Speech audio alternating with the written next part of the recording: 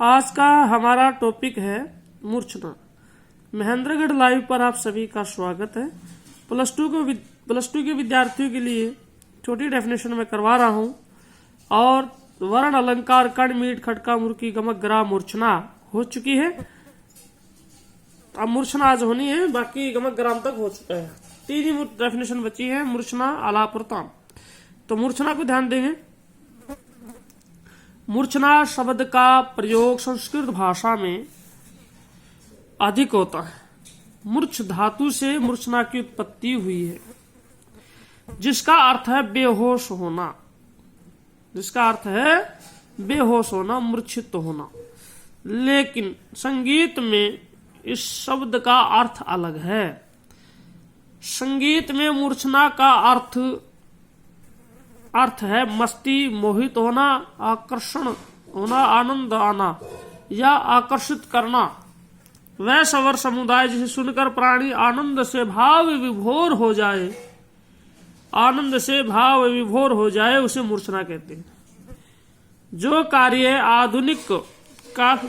आधुनिक काल में थाट का है, वही कार्य प्राचीन काल में मूर्छना का था। अर्थात राग की उत्पत्ति और मूर्छना की उत्पत्ति ग्राम से होती है। अर्थात राग की उत्पत्ति और मूर्छना की उत्पत्ति ग्राम से होती है। प्राचीन काल में 3 ग्राम माने गए हैं और प्रत्येक ग्राम से 7 मूर्छनाएं हुई हैं। यानी कि 1 ग्राम से 7 मूर्छनाएं बनती है। यानी कि 1 स्वर से 1 ही मूर्छना बनती है।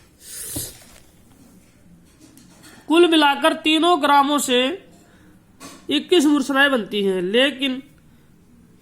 लेकिन गंधार ग्राम का प्राचीन काल में ही लोप हो गया था। गंधार ग्राम का प्राचीन काल में ही लोप हो गया था।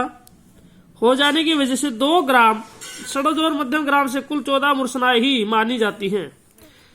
इन्हीं के आधार पर गायन वादन किया जाता था। 14 मूर्छनाओं पर, यानी कि षड्ज ग्राम और मध्यम ग्राम से गायन वादन होता था। पंडित सारंग देव के अनुसार 7 स्वरों का क्रम से पंडित सारंग देव के अनुसार 7 स्वरों का क्रम से आरोह अवरोह करना ही मूर्छना कहलाता है। पंडित जी ने मूर्छनाओं के 4 प्रकार बताए हैं, क्योंकि इनके समय में शुद्ध स्वर के अतिरिक्त 2 विकृत स्वर भी थे। विकृत यानी कोमल स्वर भी थे। गांधार यानी कि गा और काकली निषाद यानी कि कोमल नी। अंत में हम ये कह सकते हैं कि वह स्वर समूह जिसे सुनकर प्राणी आनंद से भाव विभोर हो जाए, उसे मूर्छना कहते हैं। मूर्छना राग की जन्मभूमि है। इसी से रागों की उत्पत्ति होती है। मूर्छना के जो 4 प्रकार बताए हैं वो इस प्रकार है। मूर्छना के 4 प्रकार है: सुधा, अंतर संहिता, काकली संहिता, अंतर काकली संहिता। ये मूर्छना के 4 प्रकार है। अब मोटे रूप से ध्यान से सुनिएगा। मूर्छना शब्द की उत्पत्ति मूर्छ शब्द से हुई, मूर्छ धातु से हुई, जिसका अर्थ होता है मूर्छित होना। और मूर्छ यानी कि मूर्छ जो शब्द है, मूर्छना जो शब्द है, उसका अधिक प्रयोग संस्कृत में होता है। हमने अपने जीवन काल में एक बार ही मूर्छित शब्द का प्रयोग हम सुनते हैं, रामायण काल में। रामायण काल में कहां से? जब लक्ष्मण जी को अमोघ शक्ति लगती है तो उससे उनको मूर्छा आ जाती है। इसी प्रसंग में मूर्छना शब्द अर्थात मूर्छित शब्द को हम सुनते हैं। इसी से लिया गया है। मूर्छित का मतलब होता है बेहोश होना, अचेत होना। और यहाँ पे संस्कृत में इसका भाव उल्टा है। यहाँ पे भाव क्या है? सम्मोहित करना, आकर्षित करना, आनंद भाव विभोर करना। मस्त हो जाए आदमी, कोई भी गाना चल रहा है या कोई गीत भजन चल रहा है, उसमें खो जाए, आनंद से भाव विभोर हो जाए। वह शब्दावली सुनकर जो प्राणी आनंद से भाव विभोर हो जाए, उसे क्या कहेंगे? हम मूर्छना कहते हैं। मूर्छना की उत्पत्ति ग्राम से मानी जाती है। राग की उत्पत्ति भी ग्राम से मानी जाती है।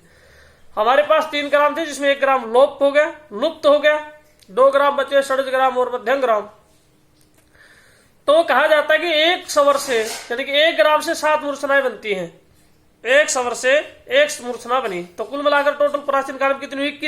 लेकिन एक गायब हो गया था गंधार ग्राम, हम ग्राम में भी बता चुका हूं, गंधार ग्राम लुप्त हो गया था, गंधर्व लोग अपने साथ ले गए थे।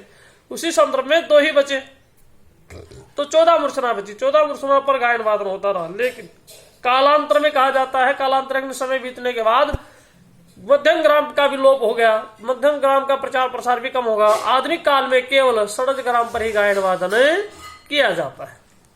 इसे आप ध्यान से सुनेंगे।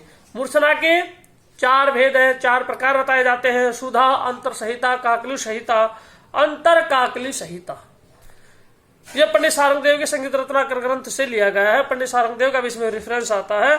और पंडित जी कहते हैं आधुनिक काल में मूर्छना किसे कहेंगे? आधुनिक काल में मूर्छना वो होगी, मूर्छना का अभिप्राय परिभाषा ये होगी, स्वरों का क्रमानुसार आवरोह अवरोह करना। सारे गा मा पा धा नि सा, सा नि धा पा मा गा रे सा, सारे गा मा पा धा नि सा, सा नि धा पा मा गा रे सा, इसे ही मूर्छना कहेंगे। अर्थात स्वरों का आरोह अवरोह करना, स्वरों का पलटा अलंकार को ही हम मूर्छना कहते हैं। इसको ध्यान से पढ़ेंगे। अगली हमारी परिभाषा रहेगी आलाप किसे कहते हैं। आलाप किसे कहते हैं देखिएगा।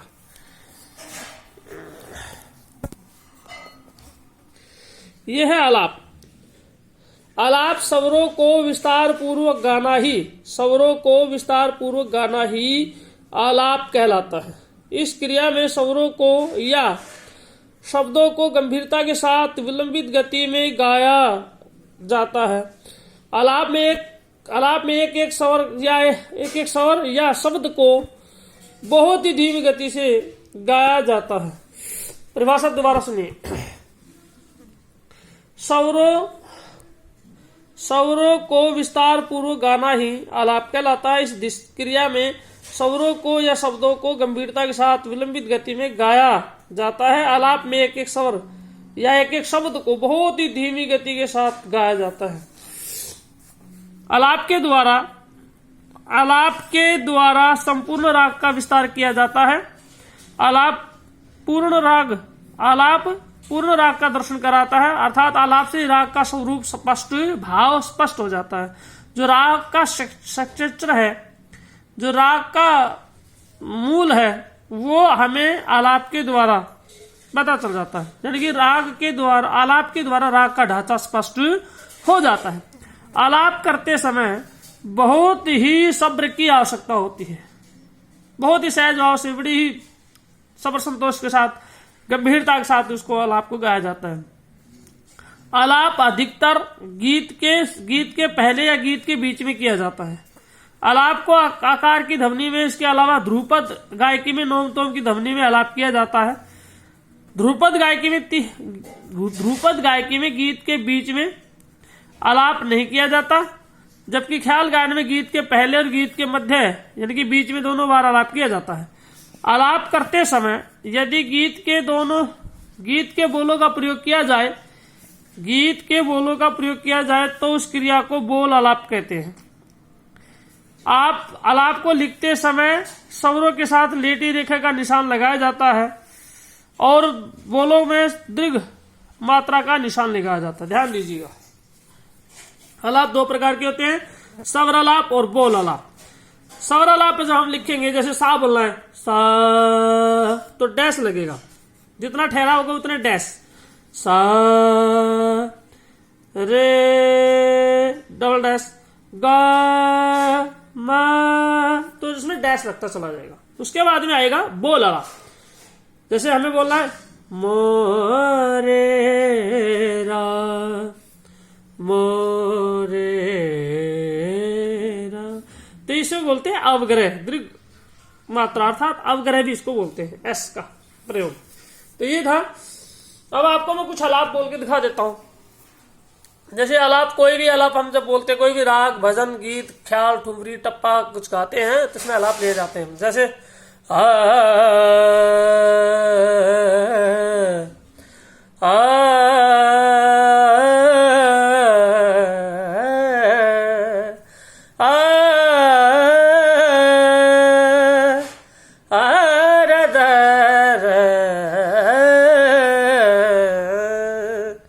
बोल आलाप का मैं आपको एक उदाहरण देता हूं। जैसे गुरु बिन ज्ञान न उपजै, गुरु बिन ज्ञान न उपजै, और गुरु बिन मिले मिटे न दोष। गुरु बिन ज्ञान न उपजै, गुरु बिन मिटे न दोष। गुरु बिन लखे न पद को, तो गुरु बिन मिटे, गुरु बिन मिले न मोक्ष। आर्य भवानी वास कर मेरे घट के पर देखो, शुद्ध सवर मुख बोलिए, तो मेरे मीठे निकले वो। इस तरह से ये आलाप बोले जाते हैं, हमारे धार्मिक भजन गीतों में गाए बजाए जाते हैं।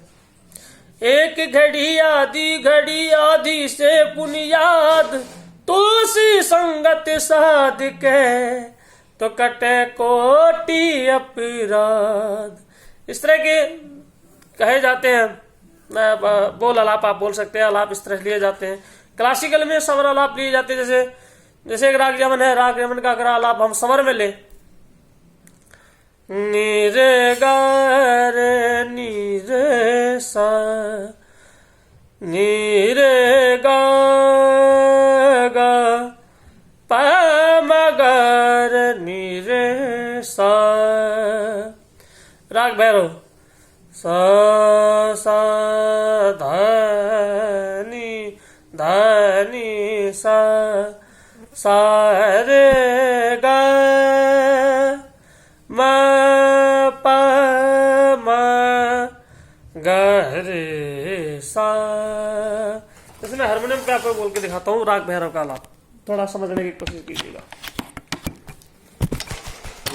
राग भैरव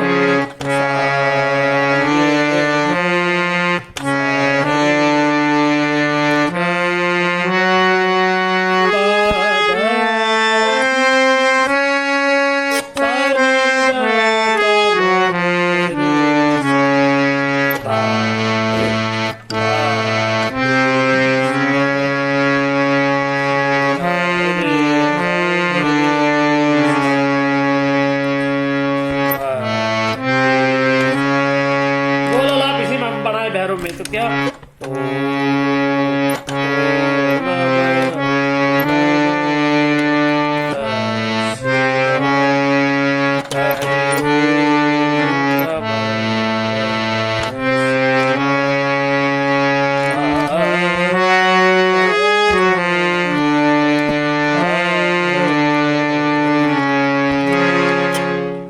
इस तरह से हम बोल आलाप करेंगे। और आलाप की आपकी क्लियर हुई, बोल आलाप और स्वर आलाप। कोशिश की आपको थोड़ा बोल के बताने की। तो मूर्छना और आलाप अच्छे से आप लिखेंगे। मूर्छना हमने की है और आलाप की है, उसको अच्छे से करेंगे सभी। धन्यवाद। नोटबुक में